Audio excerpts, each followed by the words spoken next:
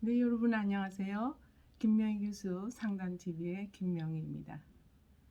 요즘 코로나로 인해서 어, 거리두기가 또 강화되고 있는 이 시점에 너무나들 많이들 힘든 시간들을 보내고 있습니다.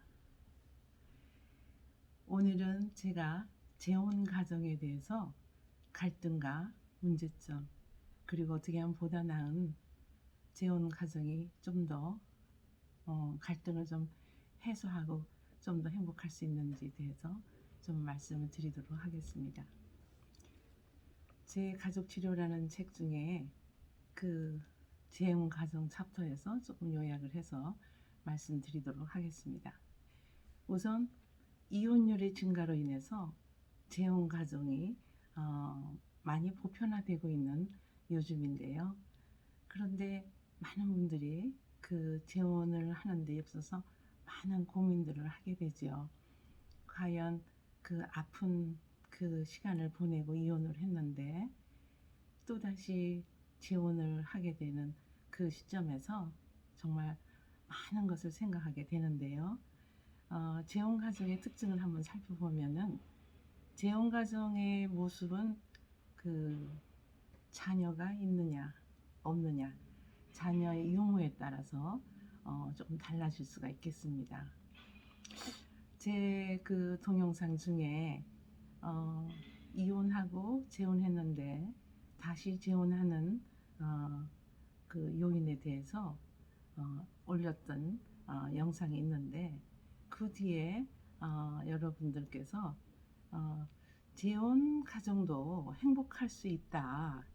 그런데 어떻게 하면 그 갈등을 좀 해소하고 특히 이제 자녀 양육 문제에 대해서 많은 고민들을 하고 계시는데 그 부분도 좀 다루어 주세요라고 말씀을 하셨는데 제가 오랫동안 그 답변을 못 드리다가 오늘 이제야 영상을 올리게 되었습니다. 우선 요즘에는 뭐 이혼도 그렇게 흠이 되지 아니하고 또 재혼도 그렇게 흠이 되지 않는 세상에 살고 있습니다. 그리고 그만큼 이혼과 재혼이 많이 보편화되고 있는 그런 시대라고 말씀을 할 수가 있는데요. 많은 사람들이 결혼을 하는 목적 중에 하나가 보다 나은 삶을 위해서 결혼하고 또 재혼을 하는데 또 많은 또 갈등이 따르니까 어떻게 하면 좀 더 그런 문제를 좀 해결하면서 삶을 좀 더 풍요롭게 살 수 없을까 이런 고민들을 많이들 하시고 때때로 상담소를 찾아와 주십니다. 우선 제가 이렇게 방대하게 다룰 수가 없어서 조금 요약을 했는데요. 양쪽 배우자한테 이제 자녀가 있느냐 없느냐에 따라서 그 갈등의 문제의 그 유형이 달라질 수가 있습니다. 물론 자녀가 없이 재혼을 하는 경우 이제 초혼 때 그 뭐 뭐라 그럴까요? 미성숙된 상태에서 상대를 잘 이해하지 못하고 뜨거운 열정으로 또 어떤 기대로 인해서 결혼을 했다가 결혼을 해보니 서로 성격도 맞지 않고 여러 가지 상황도 맞지 않고 그래서 서로의 어떤 기대치도 맞지 않고 이렇게 해서 또 그 외에도 뭐 폭력이라든가 뭐 중독이라든가 뭐 술과 관련된 뭐 이런 문제로 인해서 이혼을 하게 되는 경우도 허다하지요.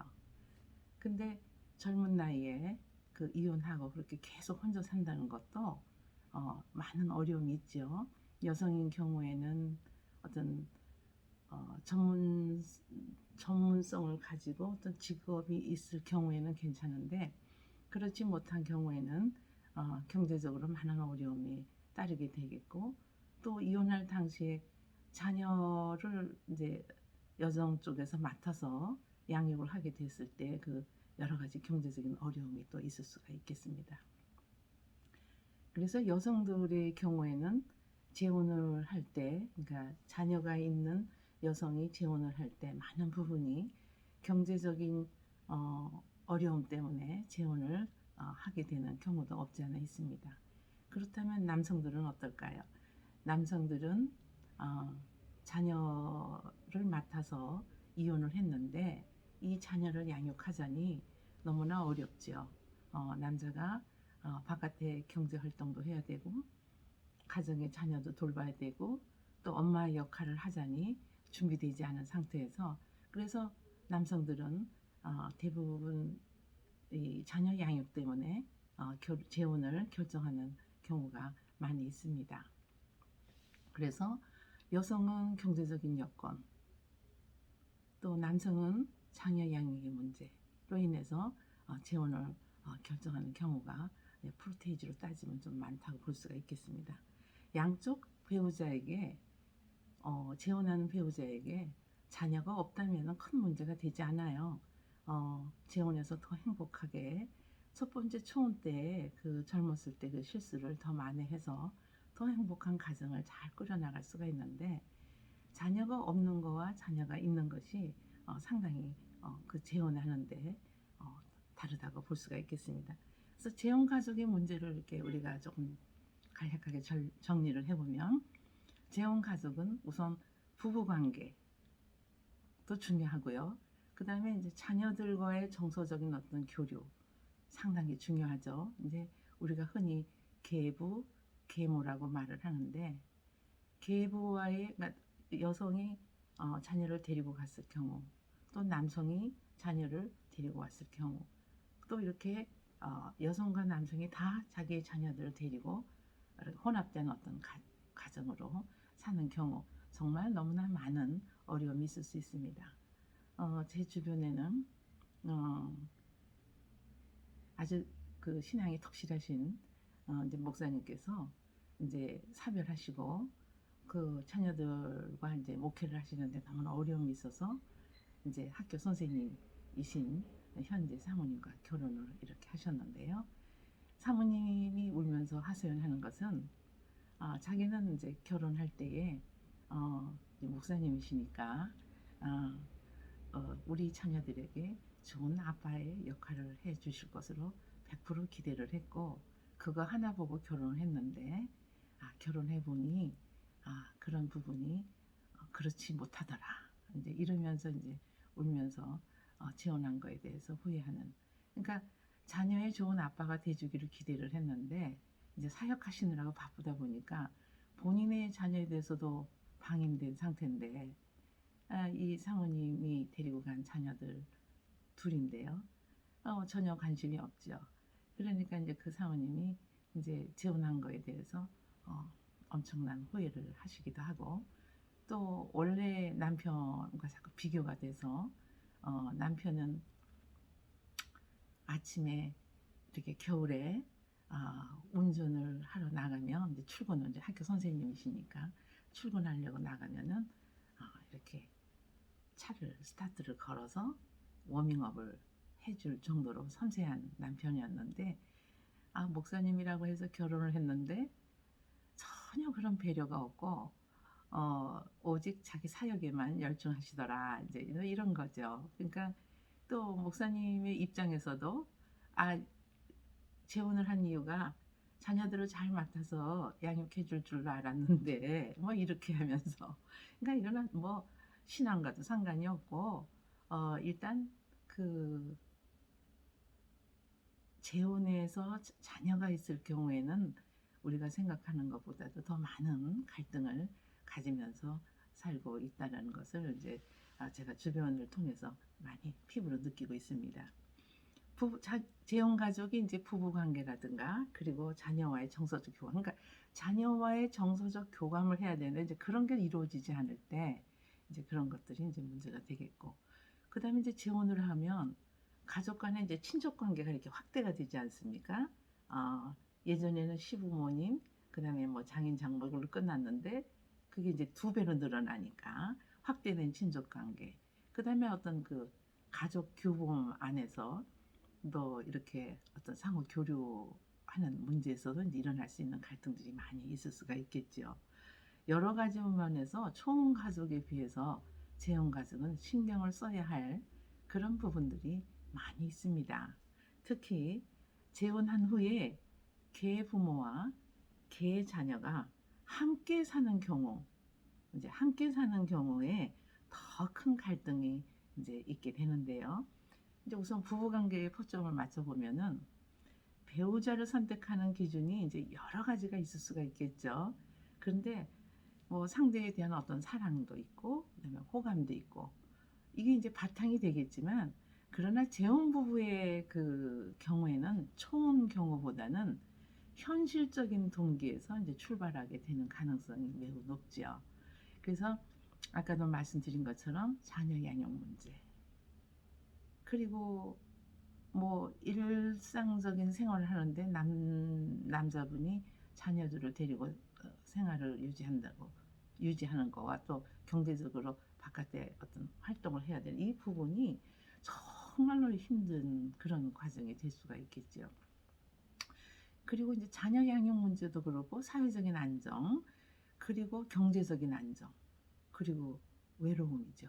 외로움 그리고 어 사회적인 어떤 인식, 그리고 현실적인 어떤 그 문제를 해결을 해야 되는데 이제 우선 그런 것들이 많이 이제 힘들고 그래서 우리가 생각하는 것보다는 이렇게 재혼이 그렇게 간단하게 결정할 문제는 아니지만 자녀가 없을 경우에는 어, 또 훨씬 갈등은 적어질 수가 있죠. 그래서 재혼해서 행복하게 정말 이혼하기 정말 잘했어요. 지금 이 배우자를 만난 건 정말 축복인 것 같아요. 이런 분도 꽤 계세요.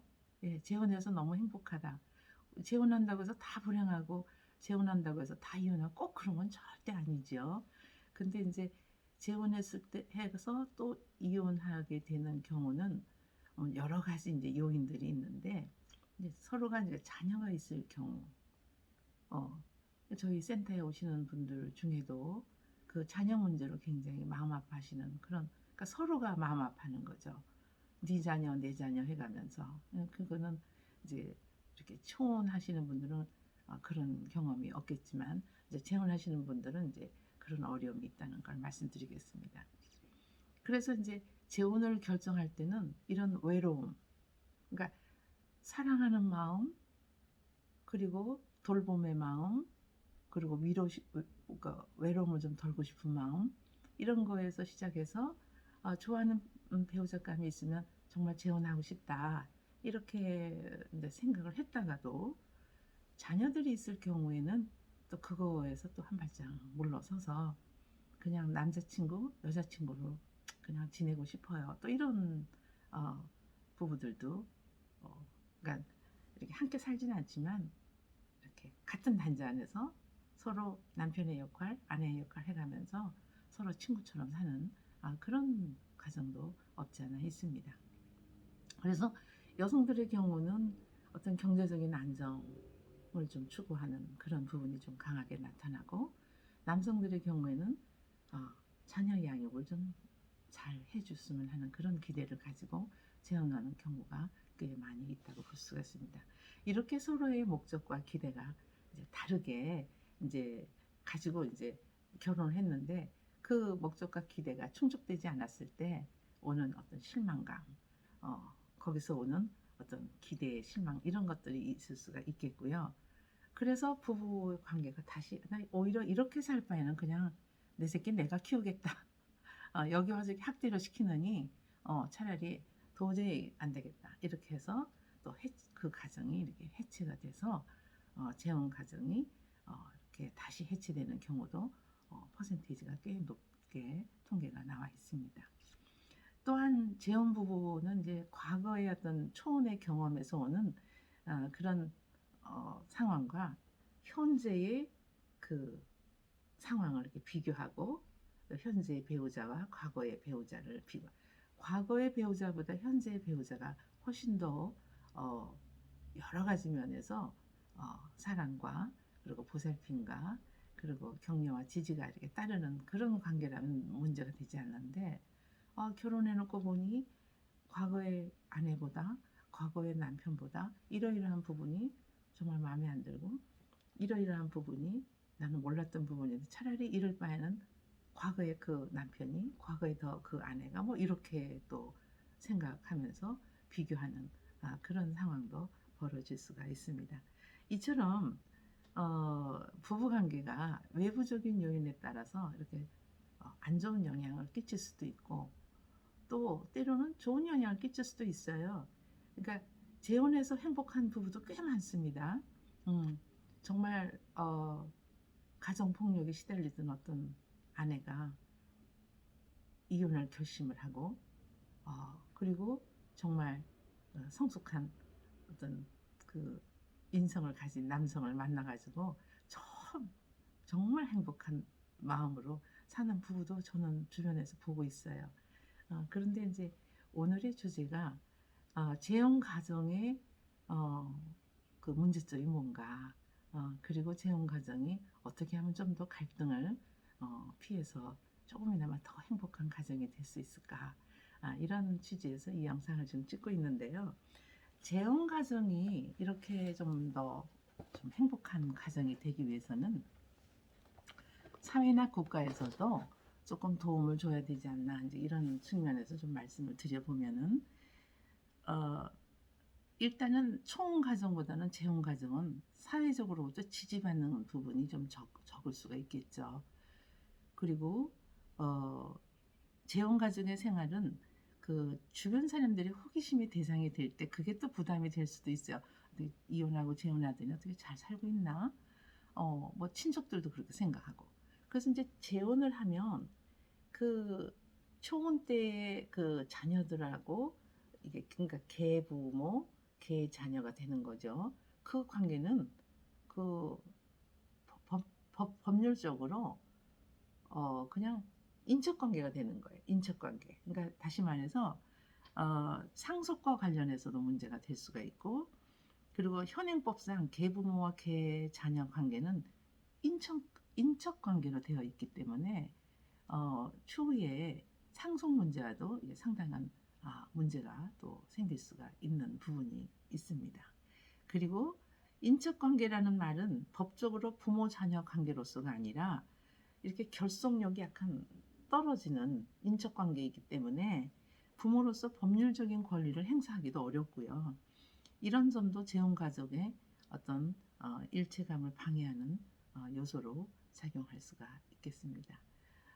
제가 그 교수를 재직할 때에 강의하던 식으로 딱딱하게 강의를 하면 안 되기 때문에 아주 제 책에 있는 그 내용을 요약해서 아주 이렇게 여러분들께서 편안하게 들을 수 있도록 아주 짧게 정리를 하고 있습니다. 어떻게 하면 정년은 퇴임을 했지만 조금이나마 내가 알고 있는 어떤 것들이 구독자나 시청자 여러분들에게 조금이라도 선한 영향력을 끼쳤으면 하는 마음으로 간간히 이렇게 유튜브에 영상을 올리고 있는데요.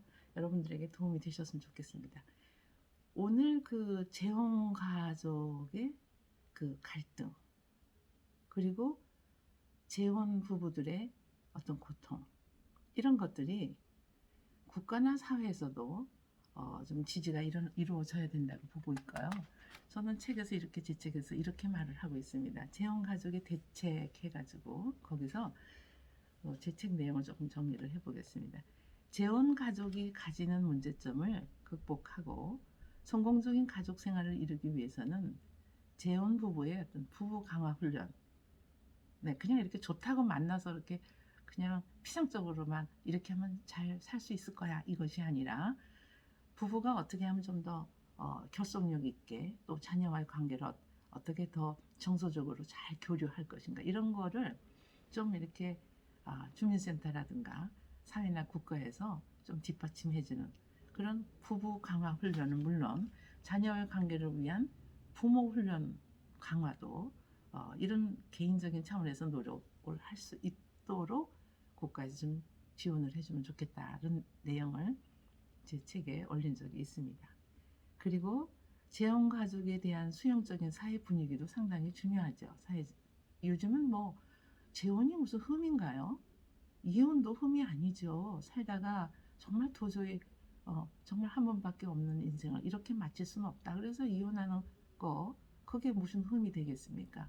재혼이 무슨 흠이 되겠어요. 그런데 이제 문제는 이혼하고 너무 많은 시간 동안 외롭고 고통을 겪지 않고 좋은 배우자를 만나서 또 이렇게 잘 살아야 되는데 또 자녀 문제 때문에 또 더 큰 갈등과 아픔을 갖는다면 그런 것은 좀 국가나 사회에서도 좀 지지를 해 지원과 지지를 아끼지 않아야 되지 않을까.